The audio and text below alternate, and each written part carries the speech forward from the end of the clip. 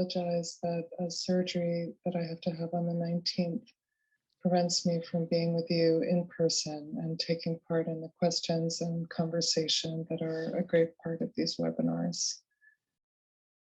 Having edited a volume called Companion to Medieval Ethiopia and Eritrea, I thought I would say a few words about periodization and perspective. My Lord Durat has already discussed these in our last webinar, and as fellow historians, albeit coming from different backgrounds, I think we see things in the same way. So I'll really just be following up on her observations as they relate specifically to the companion project and as they've made me think about the broader context. Our remit was to give an account of the state of the field. Even with 16 essays, there were topics that we just couldn't cover, but we tried to do justice to the variety of disciplines and to the vision of historical Ethiopia, Eritrea, as comprised of its Christian inhabitants and of its Islamic and local religious societies, in their distinctiveness and in their interactions. So there are essays devoted to each, whose balance reflects more or less the state of the fields. We have essays on local religious, on Islamic, and on Christian societies, more or less exclusively, and then essays that treat all three together, either from a historical point of view or from a thematic point of view. It was the multi-confessional aspect that really dictated our chronological parameters. The most common periodizations traditionally have been Christian and political, with a strong concentration in the post-1270 era, because that's where the bulk of the documentation has been. Even for Christian society, we knew that we wanted to include this period because a lot of recent research has been done here, but especially when thinking of the Christian, Islamic, and local religious together, the 7th century emerged as the best starting point in terms of the decline of Aksum here and the advent of Islam here, although admittedly a little less obvious in terms of local religious cultures, except as they relate to these two. And roughly the decade 1550, 1560 as an endpoint for a variety of reasons, but above all, the migration into formerly Christian and Islamic controlled areas of the Oromo, which was pretty transformational for all of Ethiopian Eritrean society ever after. These lines within the Islamic row have to do with different phasing politically and culturally within this period. So this is still essentially a political perspective. And one thing that became pretty clear quickly as we discussed our contributions, and especially at a week-long seminar in 2018, was that it wasn't going to work for Christian cultural topics, which had to go back to the 4th century in order to explain origins of the institutional church, and monasticism, art and architecture, manuscript culture, etc. They were willing to stop their discussion in the 16th century, whether or not that was really a sort of persuasive turning point in all aspects of Christian culture is debatable, but they were at least willing to sort of end their discussion there. Meanwhile, for local religious societies, the archaeological evidence and therefore sort of insight into ongoing cultural aspects goes way back. So for that essay by François Xavier Fauvel, he naturally sets out evidence going back into the 2nd millennium BC. And this same thing is basically true for agriculture, discussed by Anis Bion, which in terms of irrigation and plow agriculture goes back to the 1st millennium BC. And so to discuss those, she has to reach back as well.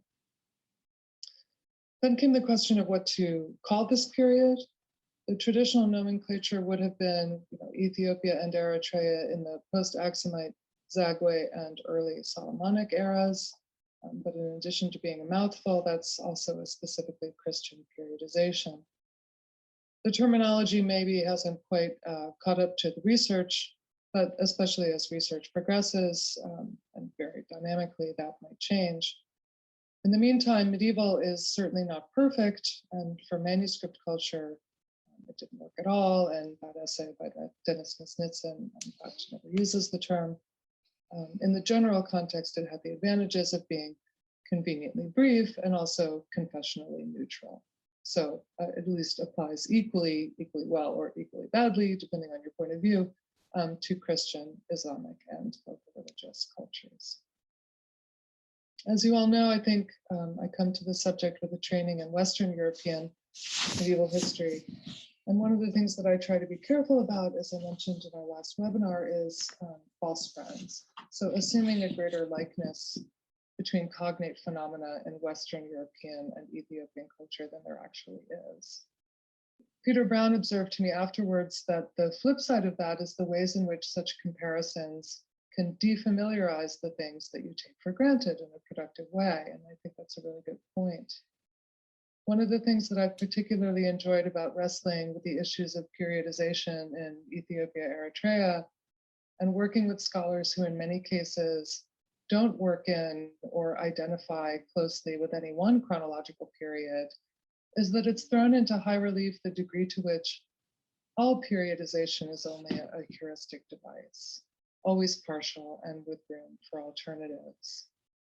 This is true for Western Europe, which has developed different periodizations for different phenomena. So, ancient, medieval, early modern is probably the hegemonic and is essentially political, but late antique and Renaissance as cultural periodizations have developed that cross these thresholds. And agriculture has its own different periodization as well.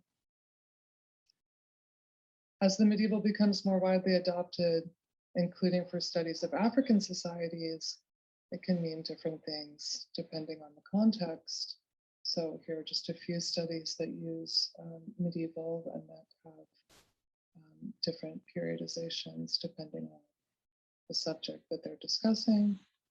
In this case, Gomez, he covers early and medieval West. In short, one thing that thinking about the medieval and Ethiopia, Eritrea together has brought home for me is that periodization is always a matter of perspective. And to close, I'd just like to reflect that the same might be said for the related question of our conceptions of space. This is, of course, true in terms of Ethiopia, Eritrea itself. Perspective determines how one divides up space, which groups are highlighted or obscured, what relations between them are visualized. On a broader canvas, it has struck me that recent years have seen a great deal of attention to places traditionally deemed peripheral. Ethiopia, Eritrea is one of those. An Ethiopianist colleague recently told me that he never would have imagined 30 years ago how many researchers would be working on the subject today. And Central Asia strikes me as another, not my field at all, but certainly has always been a specialty for people like my Rutgers colleague, Peter Golden, and the Institute's Nicola Di Cosmo, but more recently has attracted scholars from other fields like Peter Frankopan, Marina Rustow, and our own Suzanne Akbari. And then there are the connections between peripheries, like the global North Atlantic of Nahir Otano Gracia's literary studies. So sort of not considering what we traditionally think of as a center at all, but the connections between places considered all peripheral. Or my colleague at Rutgers, Tatiana Sejas's studies of the connections between Peru, New Spain, and the Philippines across the Pacific. In North America, and probably not only North America, peoples and regions traditionally deemed peripheral remain so institutionally in terms of training of students, delineation of fields, allocation of resources, and that's an issue. But a productive step that I see in recent trends in Ethiopian studies and in medieval studies has been to underline that whether a place or a people is central or peripheral is also a matter of perspective, and that those perspectives can change. Thank you.